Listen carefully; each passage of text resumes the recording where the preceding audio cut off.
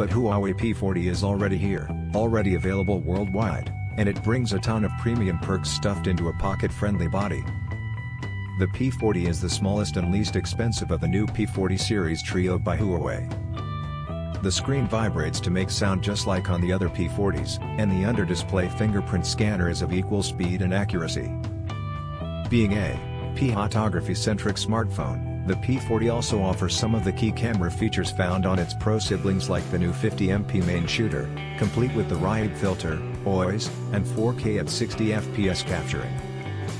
The selfie camera enjoys the high-res 32MP sensor available on the Pro models, but it emits autofocus and we were really bummed to find this.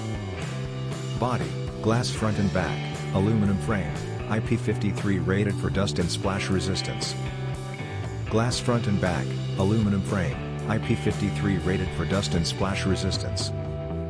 Security, fingerprint reader, under display, optical, 3D face recognition.